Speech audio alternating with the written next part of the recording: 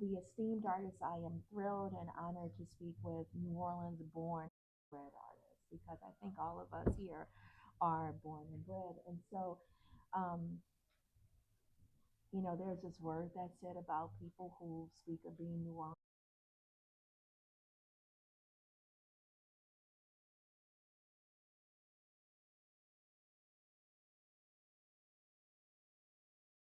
in an art field that an art world that is in which Black people are historically underrepresented.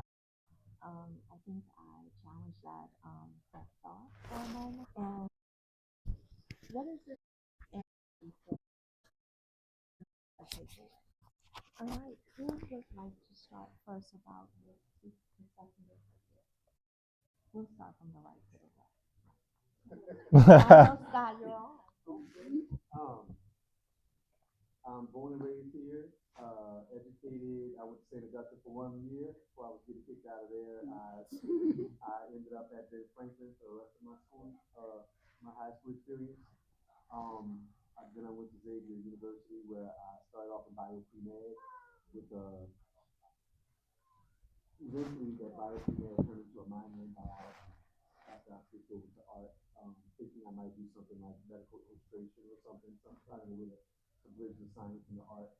Um, but eventually I leaned fully into art and focused in graphic design. I went to graduate school in Chicago until Katrina hit, and I withdrew from my program and moved out here. I started a clothing line and a design company that really kind of helped me to design for a while. Still kind of missing the artistic practice within that. And uh,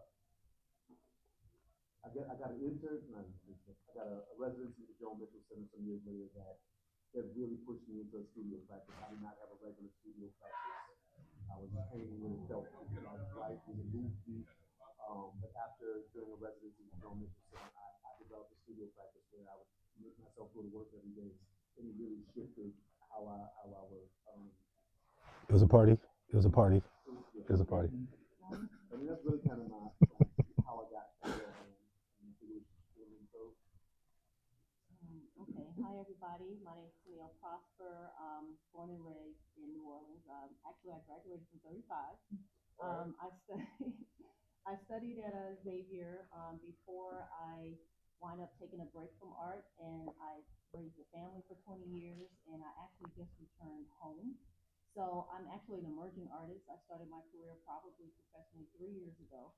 So even though it's just starting, it's kind of developed kind of rapidly, and I've had the privilege of having support from great residencies like Joan Mitchell and Yaddo, and I just came back from Cité in Paris.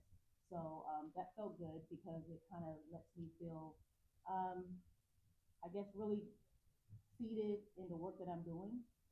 So this is a good panel because I like talking about ancestral memory, and that's really what my practice is about.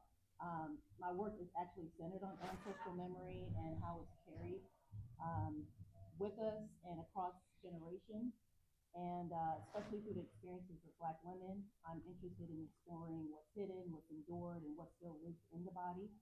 I do that through layered narratives where I hold the histories and presence all at one time. Um, and yeah, that's I'm a studio artist, so that's really what I do. All right. My name is John Isaiah Walton. It's so cool to have like an interpreter that do sign language the whole time. You know what I'm saying? I feel like I'm at a graduation or something similar esque. But yeah, I started my whole career here. Went to high school here. I seen all for 3 years, and I went to Reed. So I'm kind of like Io, but I did 3 more torturous years, maybe 2 more. Um, After that, I went to Delgado. When Katrina hit, I was trying to get into animation and comic book stuff, but Katrina kind of like had the whole school curriculum all messed up of what's open, what's not. And I had a comic book class and it flopped. I got like a C, and I challenged the teacher in the summertime, like I'm gonna do 28 pages, and I was trying to get me a MacBook. That failed. I was trying to do all type of stuff to battle my teacher, and I lost. But at the same time, I had a painting class I was taking at the same time, and it's like kind of clicked. I was doing everything correctly while even trying, so it was like I got into that field in 2010 when I had my first show. It was a group show at the MLK Library. And after that, I just kept on doing shows more and more and more. And I was able to become a creator of the Second Story Gallery. And then I became the first Black member of the Front. And then I created a Level Artist Collective with my friends, my mentors, you can say. And then I just, kept it going after that. Became a Baton Rouge Gallery member in 2021, I think.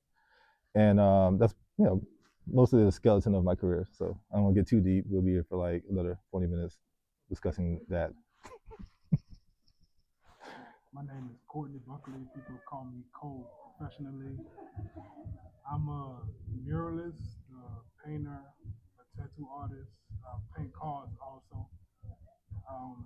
I went and graduated from Reed. I did not go to college. In my young mind, school and art, like the two didn't even mix to me. So I opted out of college because I knew right away what I was going to do. Like I literally transferred. Like I started in high school. Everything I do now is the same thing I was doing over 20 years ago. I just learned how to like make it a profession. I got my first professional mural job at 17. So like the proof of concept was already there. Like I just had to convince my parents to like back up, like trust me, like I know that it's doable. So I went forward and everybody supported me. So the second question is, what is it like to be a Black professional in the field in which we are represented? And if you may, I would like to talk about my field. So I work at the New Orleans Museum of Art. When I was in college, I wanted to become an attorney, but then the O.J. Simpson case happened, and I didn't want to become that kind of attorney to defend someone who I wasn't sure about. So I guess my consciousness got me. I still use that power though, but I kept taking these art history classes, and my professor told me, well, you're an art history person, you're going to become a curator. I'm like, what's a curator? I don't know what it is. Mommy and Daddy, I want to be a curator. Like, oh, okay, all right. And so I went to grad school at NYU and was looking for opportunities in which to work, and the salaries that they were paying people were not enough to pay in New York rent. So my parents helped me as much as they could, and I got these fellowships, these minority fellowships. And one was at the St. Louis Art Museum. I stayed there for 10 years. It's like a complete letdown from New York. And then I went to Wellesley College, and I thought, learning about their wealth and what collections they had, I thought about my undergraduate, whereby we had to establish our own art departments. And I said, I really want to take what I've learned at Wellesley to my alma mater. So at my alma mater, there are so many of us who are embarking upon this profession, this curatorial field. And I recommended that we start a curatorial studies program. It was dismissed until Mellon called, right? So, when Mellon called, and I need to tell the truth here, when Mellon called, all of a sudden everybody was excited about it. And then, Alice Walton called and it was excited about it. Guess who got written out the story? Yours truly. But then the pandemic happened. And I got to come home because I wanted to spend the pandemic with my dad. And so Xavier called. He said, Anne, stay home, be free. Wow, be free. And we'll pay you what you're worth. Now,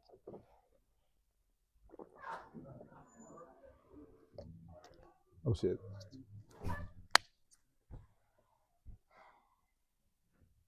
You're telling me to be free from my alma mater, which is its mission is to provide sanctuary for Black women. And I'm not naming the institution. But be free, and so I became free. I chose me. As a consequence of choosing me, I landed my dream job. Mm-hmm.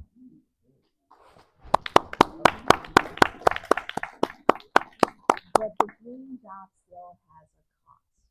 You know, I am a woman who has these opportunities because of career. I had to finally pay my daddy back. So it's a cost, and it isn't what people think it is because you'll hear things, be quiet, and like, oh, and what ways can I interject myself? So, you know, that is the work, you know, and I probably am the last DEI hire for a minute, you know, but in my teaching the curatorial studies, and I have to brag on my babies. I have a student who's an assistant curator at the Metropolitan Museum of Art. I have another student who's assistant curator at the Studio Museum in Harlem. Another student who's a curator at the Museum of African Diaspora and SF MoMA San Francisco Museum of Modern Art. Another student who just got her PhD from Harvard. And the point of it is, y'all love Miss Anne, and guess what? They know your names now, right? And I'm like, look out for them. So, you know, how is it to be, you know, underrepresented in the field? I make ways for others. And so, you know, I am asking you to support me at Noma. Okay. And so I can support you, so I can open the doors wider. You know, I'm a different kind of gatekeeper. All right. Would you like to start about how it is? Speak about how it is, and I need to tell that story. Because anyway, are you underrepresented in the field? I don't know if you're underrepresented in the field. And the question is what field are we talking about? You know, seriously, what field are we talking about? I think the field will probably be, God, I know, right? Geez, it's like the floodgates of opportunity in certain pockets are open. You know, they still got some art market stuff that you know a lot of people want to hop into, but that's not really the big name of the game if you're really trying to be an artist within the art world field. There's always the museum route. There's always, like I said, community-driven stuff. I always preach like moving to New York is great. You know, going to the bigger markets is great. But I always felt like the internet can make the whole region you're in more bigger than you know it can be because we're in the internet age. And I was able to get a lot of connections just by somebody emailing me randomly, especially during the pandemic. I got so many checks in the pandemic, man, just off of somebody being like, "I Google your name." I'm like, "I try to Google my name the same way he did. I ain't get the same results." But it's all about just you know having that decade before where I was like doing shows, you know, and I would say after Katrina, the opportunities. I mean, for people of color was kind of like scarce at the beginning, like 2010, 11, and then 12. It kind of like opened up more.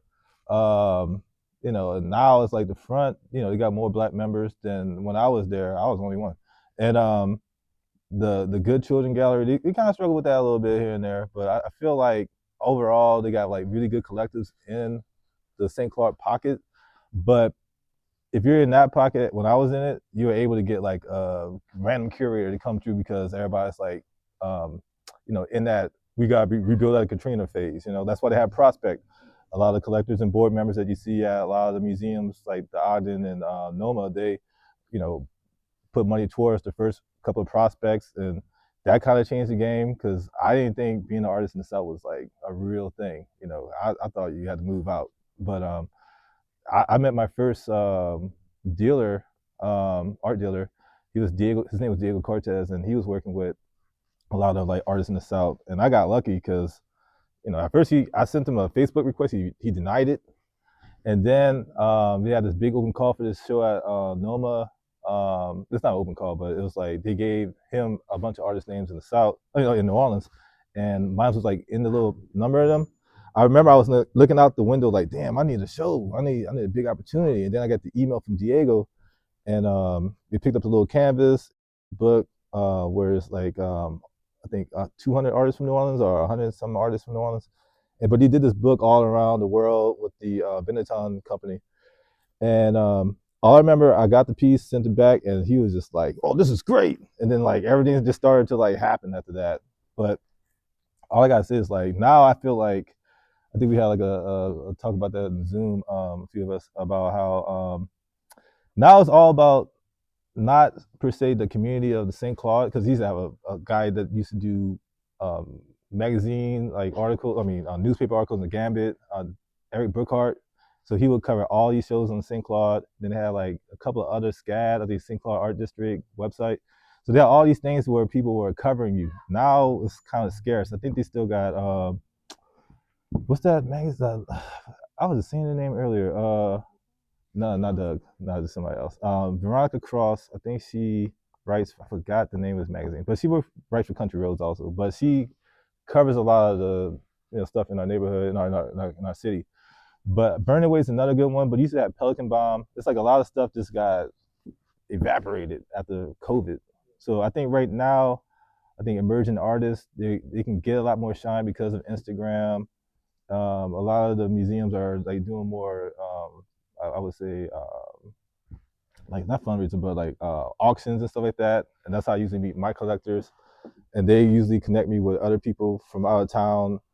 So it's kind of like this ecosystem is kind of like just get a cosign from a big entity. It's like how it's always been, but you might be able to get that like lucky email, more often than now than when I first started. But I think the whole idea of having like this battle to get some type of like representation within the game has changed a little bit, but it's still a struggle in some aspects.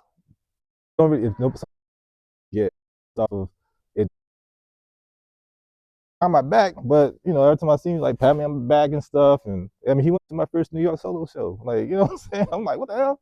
But then he saw I still have the same emotion I had. He kind of like kind of pedaled back, but that's the type of stuff that we gotta go through, like the gatekeepers, that the people that see you like optically and don't want to give you the opportunity. That's the main thing that I think that a lot of artists now got to like fight against. And the opportunity cost, because galleries ask 50%. Oh yeah.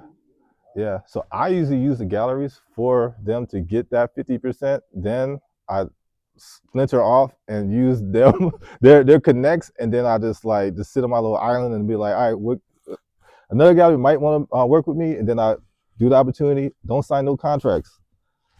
Like straight up, if you get a contract, make sure it's Gagosian or something. But you gotta question that. But just try to just sell. If you're an artist, just try to sell on your own. That's the best way you can go. And then partnership up with galleries, because the main thing you need is a agent or a curator to like really punch you through a lot of the navigation you need to go. That's the main thing you need, is a person that can guide you through. Even say your name. Yeah. Value more. Yeah. And that's something I kind of balance. I have to balance, but honestly, I don't think.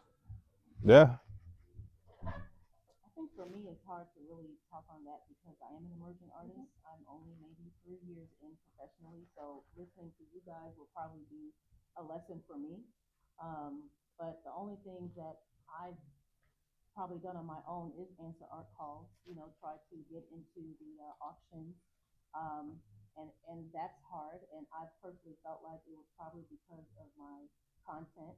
You know, but that's where you cross the line of where Black artists sometimes feel pressure to make artwork that's digestible, and I don't want to do that. And so, but that's just how I feel because the short time that I've tried to get into certain shows and get rejected.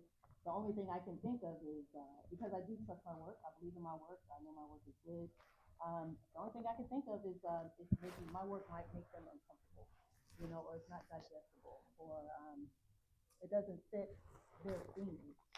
But that's the only thing I can speak on because I've only been at it, like I said, for a few years, and so I haven't really navigated to the depths of what you just discussed. Like I said, it's probably a lesson for me listening to you guys, but that's the only thing I can speak on about it right now. I can say one thing. Like, you went to Paris. You had a whole residency. Say, Oh yeah, you getting yours. I'm telling you, like you gonna branch off of that. Yeah, I appreciate those opportunities where institutions have recognized me and they appreciate my work. It's but when I'm here in the city, I was just telling Cole, it's like I have to push myself to be seen. Visibility, is important to build rapport with artists and other art makers or people who own galleries. Making the calls, but aside from that, it's just getting into shows, with the work that I create. so you don't hear this. Early November, all the galleries are coming to New Orleans. FYI. That's good to know. Yeah, so that's why I'm saying it's, I don't think I can really speak in depth about it and answer it. Well, I could say pretty much the opposite.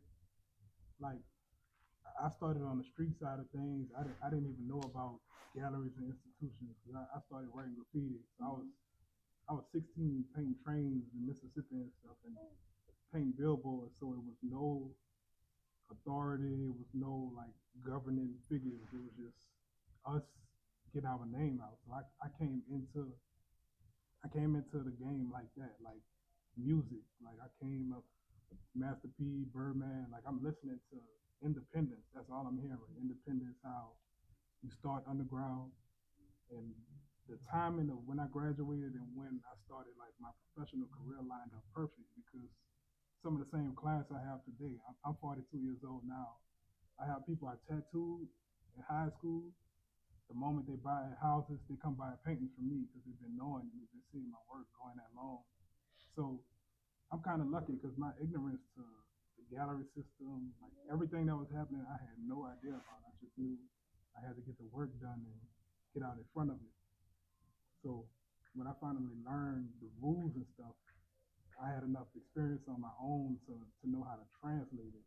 So as I started going to art fairs and different conventions and stuff, I'm starting to meet people, and I'm lucky because half of the people I met already was familiar with my work. So it's just the fact of connecting with those people, and I'm pretty self-sufficient still to today. Like I never tried to be the biggest person or put out the most work. Like I just stayed real comfortable in what I was doing because I started that way. So as long as I'm making a decent living, like I have 3 kids, like they all doing well. I always felt like I was serving my purpose, and everything that comes extra just feels kind of like that's how it's supposed to go.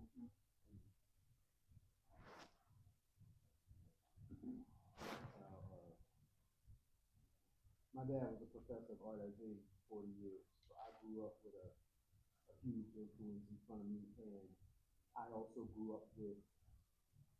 I grew up without something that a lot of my friends and colleagues in art had, which was a lack of an example of what it looked like to make it as an artist. So I was spoiled. Like I grew up watching a black man going into rooms that he wasn't welcome into before, and I don't forget his stories. So to answer the question directly, I didn't have any kind of struggle compared to the struggles that my father did to get representation or to be seen with his work or to have doors open for him. So I really went in with a ton of privilege because I felt like I was supposed to be in whatever rooms I was in because I was made to feel like I was supposed to be there. Before my work ever spoke enough to be able to be in those rooms, I felt like I was supposed to be there anyway. So I do feel as though the nepotism and or like doors being open because they're like, oh, you're the son of John Skywell, we'll give you a little show. Like before my work could speak for itself, I had a lot of doors open for me. But I also think that I was pretty determined because I saw what it looked like to be successful. And a lot of my friends who are artists, I think are so much more talented than I am, but never saw themselves being able to accomplish it. Like they never saw an example who did it. And I'm like, man, why don't you show your stuff? Why don't you do this? Why don't you do that? And like, there's a lack of confidence in just like almost as if they still haven't seen it done in a way that gave them confidence in themselves. And I think I had confidence in me before I had these skills to community others. So while I do realize that there is a huge problem with representation in certain markets, I didn't grow up I didn't go into this position by feeling the pressures of those and kind of was resistant the topic of the conversation, resistant to feeling like I was ever not supposed to be somewhere and was in the spirit of what Anne was saying in terms of like the gatekeeping element. I realized how many people did not get opportunities because they didn't have those same doors open for them. And I treated almost all of my opportunities. If I got an opportunity to be in a show, I was asking like, well, what about my boy? Like he does these photographs, and I think he's pretty tight too. Y'all should see him or such and such. Like as soon as I was given a space to do some shows, I started curating everybody else's work because I realized that I had those opportunities and some other people didn't. I was like, well, y'all need to see this more than y'all need to see what I got. And I feel like the responsibility that came along with it. And once you have a door open, I leave to some of the rest of us in there. How is your art an act of resistance? You know, there's very specific subject matter who you see in your work within a context or something that is a reaction against something, or I won't say it's a reaction against, but it addresses certain aspects of a lived experience. So how is your art an act of resistance? I think probably just refusing limitation. I want, because Black women historically, we are reduced to archetypes. We're too much, we're too loud, we're too ghetto, we're too angry, we're too self-sacrificing, we're over-sexualized. And so the Black woman is reduced to that in society. Even amongst our own communities, sometimes we're reduced to that. So in my work, I try to bring the fullness of Black womanhood and her complexities. She can be exhausted, happy, sensual. She could be all these things, contemplative, enraged. She can have all these complexities, and that's what I want to show in my work. I also like to show power through my work. So all my women, they have this level of dignity. I do like the gaze, the return gaze, because I want her to be confrontational, to where you're just not objectifying her, because Black women, our bodies are objectified, So my resistance is not shrinking those stories, not shrinking our histories, not making it comfortable for people who view my work, because I think there's pressure to kind of create digestible art, so that it can be seen and accepted and purchased. I actually was, I don't want to say pressured, but when I first started and I was doing these works, I had some friends and family who were kind of concerned. They're thinking about my success. They're thinking about would I be able to sustain myself financially, and I know they were afraid because they were like, I don't know who's going to buy his work, or I just think it's a little too much.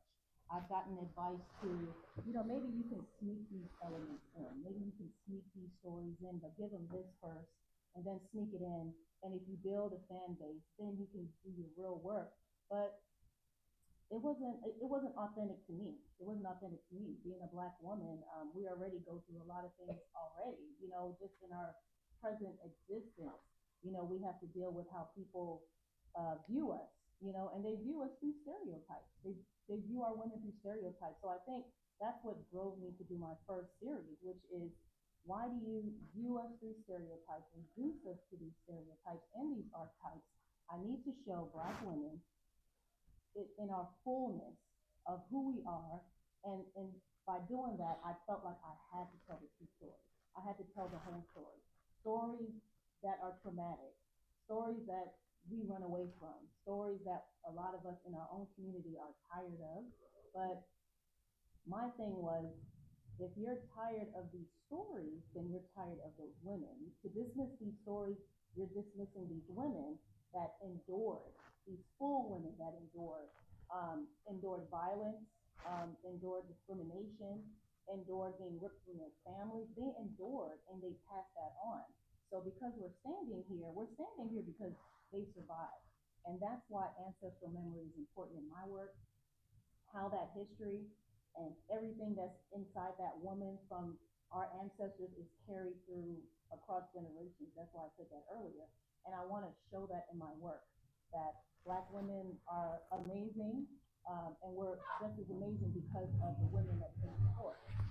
So I don't mind presenting certain stories that make you uncomfortable because it's a part of our history in America. The Black woman's history is not all pleasant, so I don't want to sugarcoat it. And that's where my resistance lies. Okay, so two things. You don't have to carry it yourself. And I has a series on, can't remember the name. You don't have to carry that, Secondly, you never will believe who has an appetite for for work like that. You know, there's a fetish for work like that. So working with this artist, her name is Iona Roselle Brown, and I don't know if she's active now, but she would look at like Japanese woodcut prints and kind of apply um, modern day African American history, hip hop culture to it. And so she would, you know, use this master narrative to create her own narrative. And there was this one like warrior who had this menacing face, and so she put um, him within a different context, put gold on his teeth and, you know, the haircut. And so we were borrowing work for the show. And you know what the collector told us? Oh no, that would never be my business. Another artist, Iona Roselle Brown, not Iona Roselle Brown, Fabiola Jean-Louis, her sister Soraya lives here. You may know her. She has a series, they're off within this kind of Afro punk kind of um, Afro punk, I won't say style, but informing their work. And her work is made out of paper. She does these extraordinary dresses made out of paper. And in one of the works is a mise en scène of this man being lynched.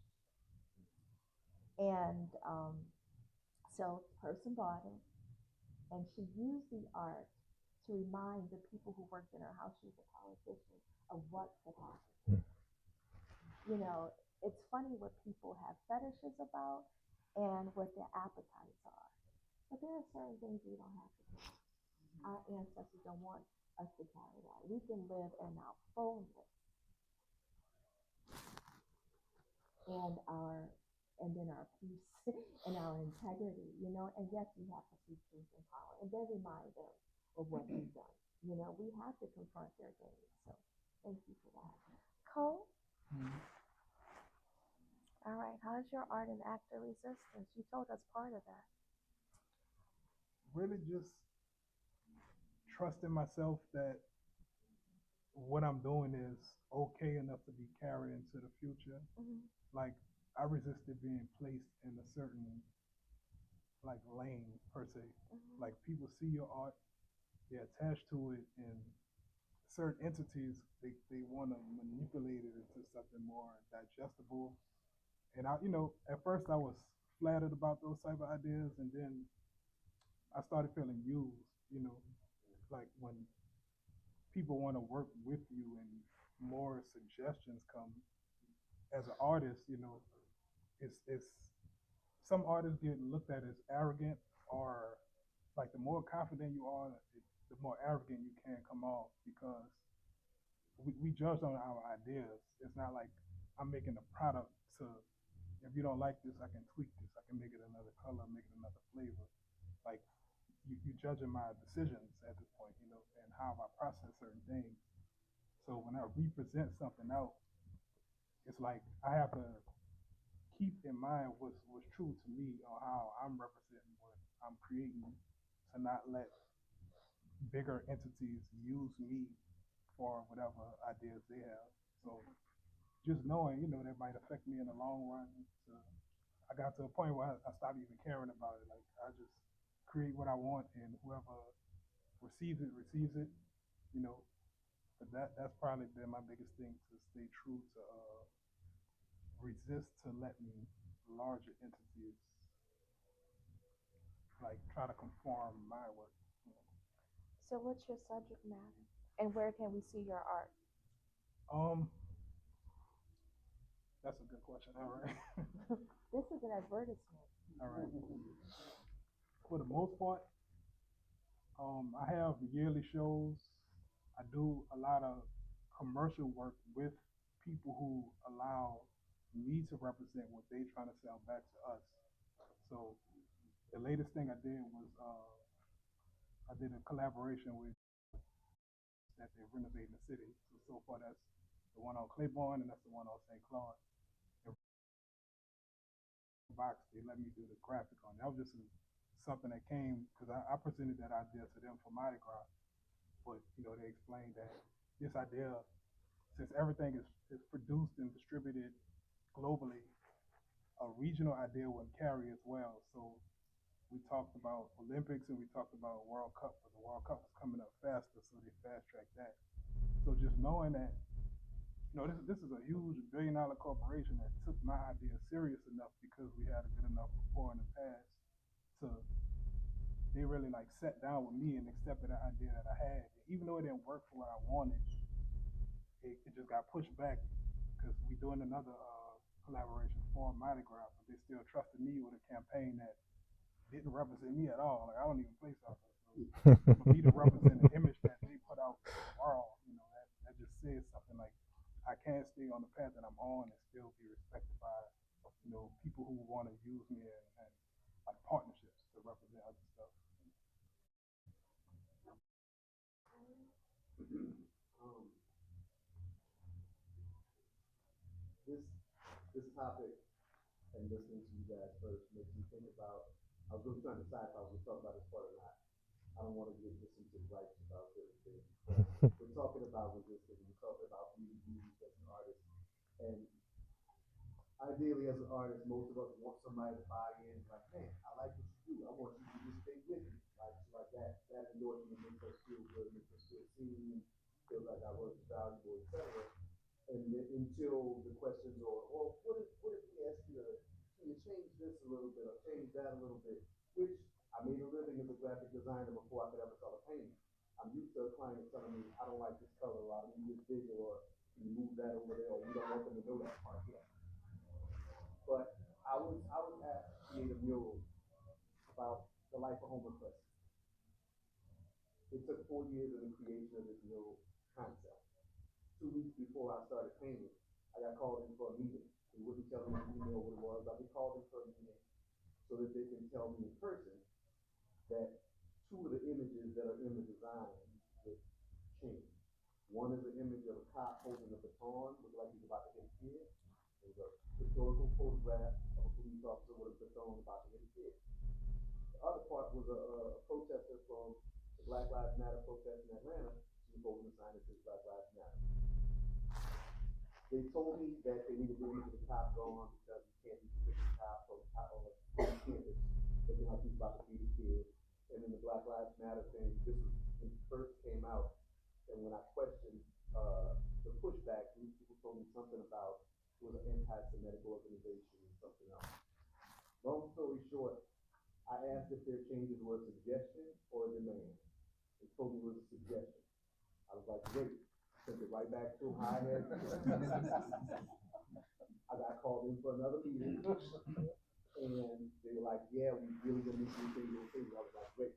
Still a suggestion? And they were like, yeah, they never said it was a demand, but then they told me, well, we have someone who's gonna pull the funding for the project if we don't change. So 4 years after working, and they're still like, we will not go forward with this if we don't do this. So my integrity then leaves me with, do I compromise for this job?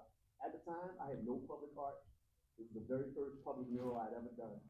Biggest opportunity I had for visibility, for a check, for a portfolio piece. This was like everything to me. And they were like, if you don't change this, and you don't get it at all. So I battled myself with how do I address this.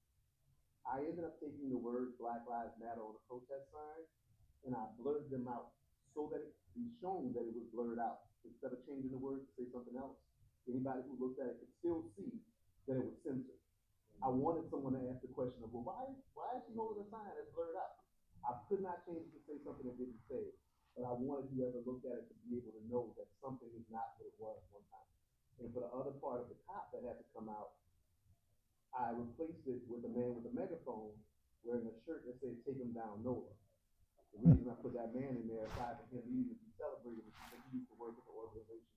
And it was kind of my own little inside FU people who was making the changes. Right. Y'all don't like it, y'all gotta look at him every day now. All that being said, a couple of years later, George Floyd passes away. And then there's a post with a picture of my mural with a hashtag of Black Lives Matter. I lost it. Long story short, I'm still telling my story because they're still denying that part ever happened. And I'm still taking on to the next job the stresses of, as an artist, how do I keep my integrity, not sacrifice what I'm trying to share in a piece. And years later, there was another project that came up on Canal Street, and because of the kind of work I did, specifically historical and civil rights work, I was asked about doing a storefront design for a place on Canal Street that was a part of it was a part of the civil rights movement, the old McCormick. They wanted me to create something that told a part of the story about the sit-ins that happened in this place. The people who asked me to do the work said that they were coming to me because of the kind of work I did. And every rendering that I created for them, they felt was too protest. They ended up letting me go from the job because I refused to whitewash it. They weren't comfortable showing two black people sitting at a lunch counter, even if it wasn't a protest, because two black people at a counter sounds like a protest to them. But it really makes. I'll try to not be so long-winded. I think the art that we make, as well as the art that we choose not to make or resist making, speaks to the greater volume of the impact of what we do and what we have as artists to offer. But there's a lot of pieces to the resistance. Sometimes it's not making the art for these people, as well as making sure that we make the art that we're most comfortable with. You know, not to console or anything, but no matter what, that energy remains in that world. So it remains. So it's still there this way as much as they try to. I hope. Okay. All right. It's just the first of many things, you know. And you know, I am religious, but you know, these are creative products too. So we can bring in the marketplace with that. So, John. Yeah, my story is kind of like, man, resistance is like half my career last decade was resistance. It's kind of wild because all I was doing was just depicting like South, you know what I'm saying? So I have like 4 or 5 series. I get really technical and nerdy with my depictions of what I've created in series. And I really got big on this idea of like, what's the 4 pillars of my career? Yeah, what's the series? And there's always the Zulu face. I'm gonna tell y'all a story about that. The second one was humidity, where I captured ideas of New Orleans before Katrina. I think I got like 1 or 2 pieces in y'all collection at Noma that Diego donated. And then is a rodeo, which has to do with the Angola rodeo. And then there's the black paintings, where I take a black background and I just build up the surface through line drawings. At first it was pastels, but now it's paint pens. And then I used to add oil paint as the next layer of paint, but then I switched over to acrylics because I had a studio that didn't respond well to black oil paint. That was kind of racist, but they had bad insulation, so I had to switch over to acrylic. But the first series, I had resistance from the community as a whole. So I was invited to be in a group show at the what is it called? St. Rock. This is a spot on St. Rock. I can't remember the name of it right now. So I was asked to be a part of a group show by Bruce Davenport Jr. And it was about to be a Mardi Gras theme. I'm like, I don't have anything Mardi Gras theme, you know what I'm saying? So I was like, all right, what can I find something to relate to each other that can be not, cliche or not kitschy. So I was like, all right, Katrina happened, and I went to a funeral maybe like 2, 3 years after that of my cousin's father. He was in Zulu. And I saw white men in gold jackets. So I was like, what? So I was like, all right. Later on, I came back to the idea. We created the Zulu series. At first, it was all gravy. And then 2014 or 15 happened. No, I think 2016 happened, to where I did a show out of town with Diego. I should have knew something was up. He put bubble wrap on the window at the spot because it was in Graham, North Carolina, right in that little area between University of North Carolina, Duke, and Wake Forest. So that's been my first light bulb to go off, because the first 2 I did, they sold. And back at St. Rock. And a year later, I have a show with this collective that somebody dropped out of the show. I was like, oh, let me do them alley-oop, do the show. I have my works in North Carolina, and I think they were getting sent back via Noma, do a favor for Diego. But I had these other works I created in the Zulu series, and let's say a play group came through.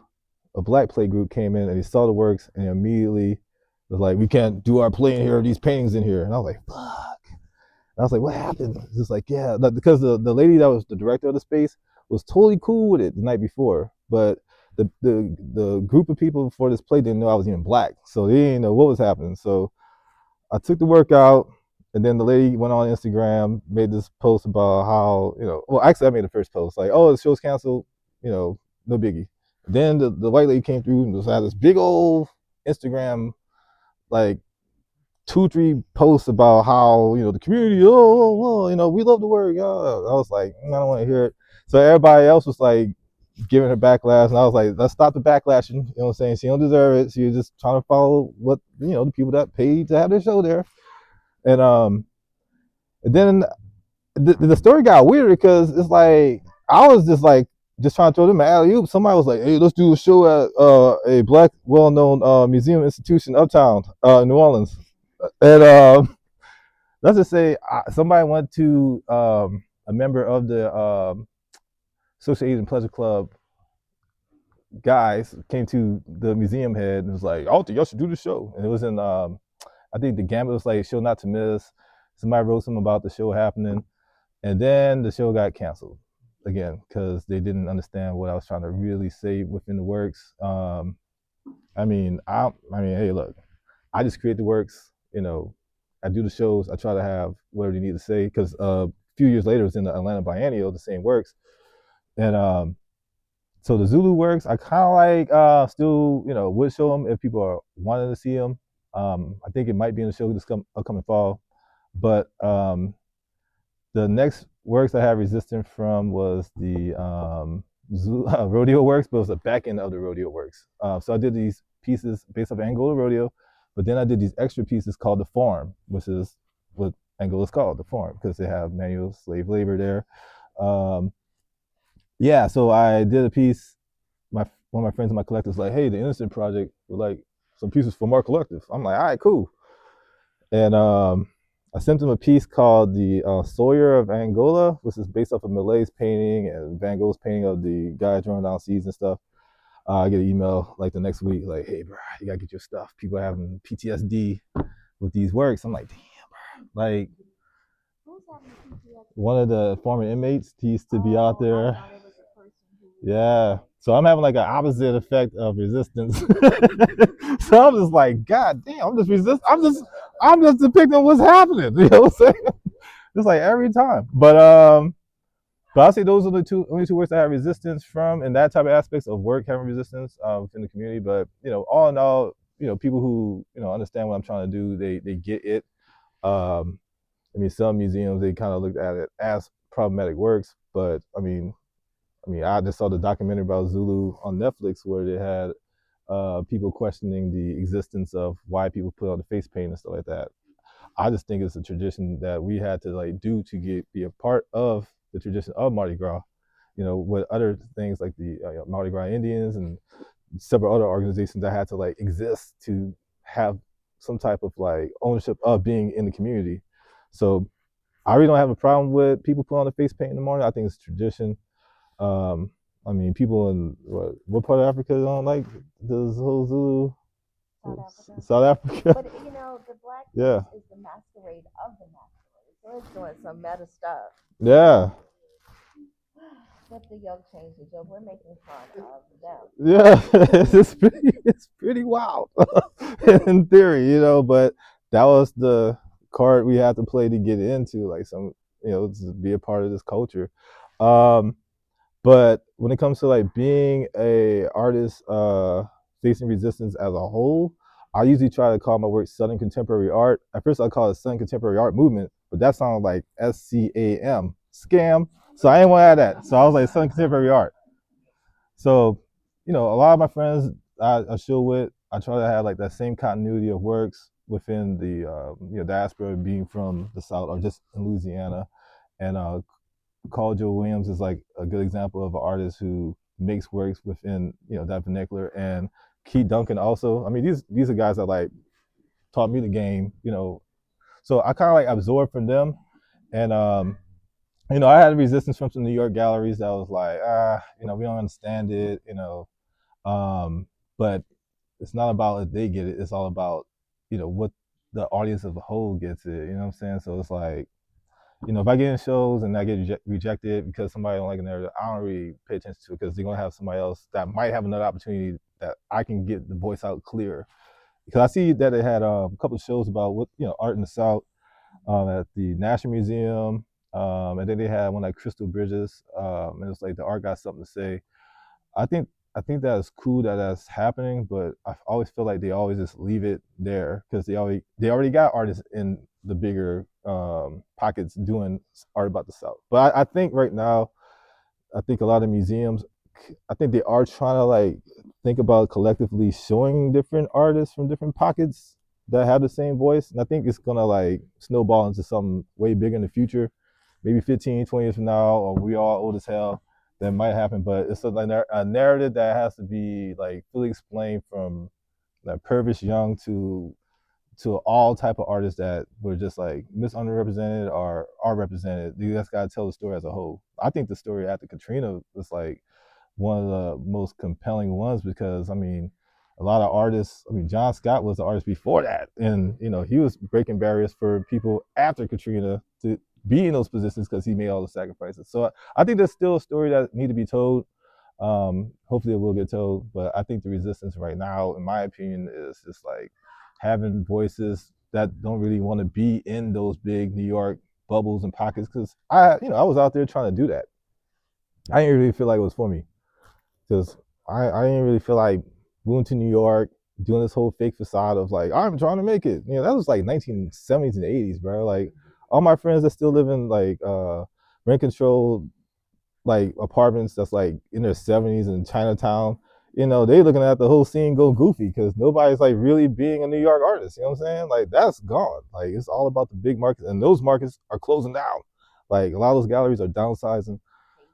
Yeah, and it's like I kind of like you just gotta do it off the internet and just do it with your community. That's why I feel like a lot of people just need to realize because they still got resistance. Like I had a couple of meetings with some art. I'm not gonna name their names. A couple of gallery directors, and it's kind of like they were getting what I was doing, but it's not really in a program right now because the market said not yet. This ain't it. You know what I'm saying? So I just try to just do my own thing. Can I speak to that for a minute? Yeah. A lot of people look at artists, the life is just glamorous. But it's really one of the, every industry has its own gatekeepers, especially when it's racial. They don't want us to make the money that they make. The funniest part that they don't realize that we know, you deal art, you don't make art. We make the art. So they have to keep this close relationship, and it's really like smoke and mirrors. They don't want us to know the inner workings of what they do because if we learn what they do to that capacity, we don't need them at all. Of course, you could just go find more artists, but people show interest in a certain group of people because they see what we feel, like they know what we're capable of, and they try to. It's like a game to keep us engaged and interested enough, but not understand every. It's like they compartmentalize it for a reason. Just keep us as talent, hire us for certain jobs, and when we through, they go to the next person. So we can continue this conversation outside, but thank you for your attention. Come see me, talk to me, because I'm here for us. And thank you for your presence. So that's my resistance, the presence, until the pushback and the advance. So thank you for today, and thank you for the invitation.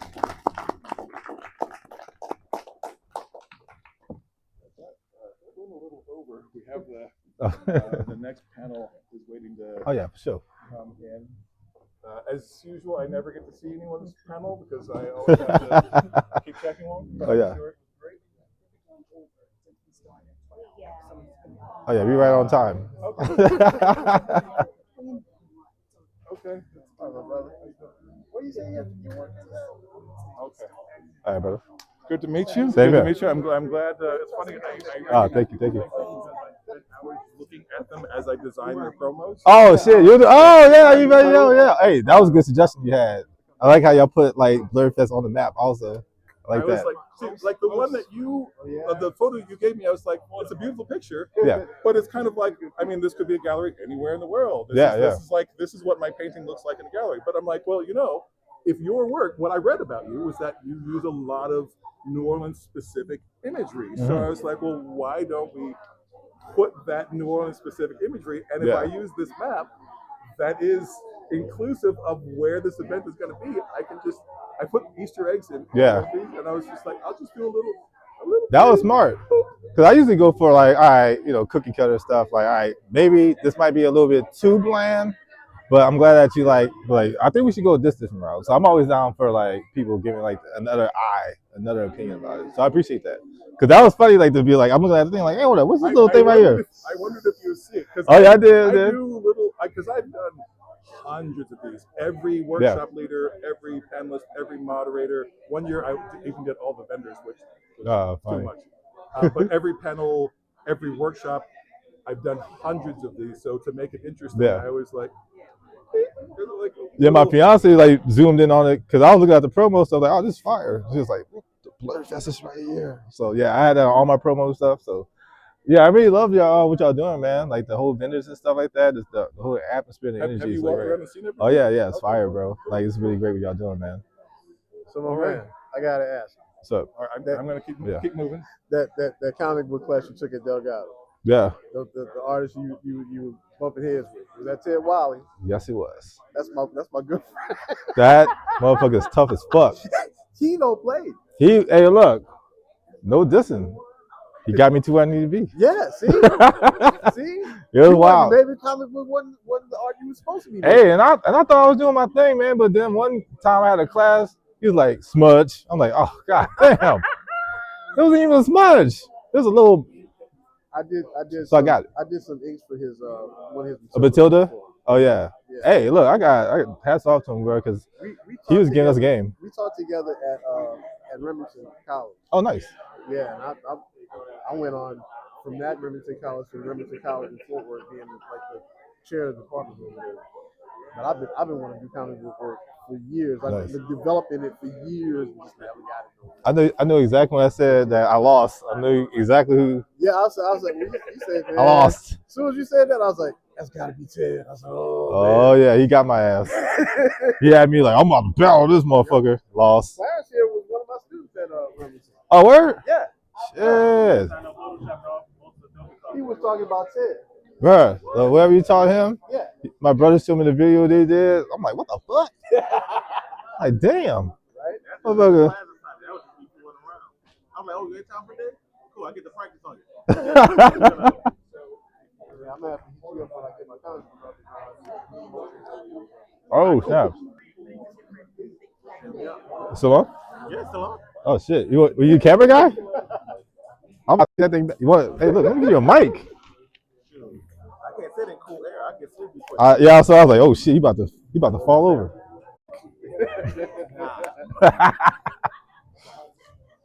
Well, behind the scenes for sure. I might end this shit right quick. Y'all ain't gonna see me till tomorrow. Oh, nah, y'all probably see me tonight. It was nice seeing you, man. Oh yeah.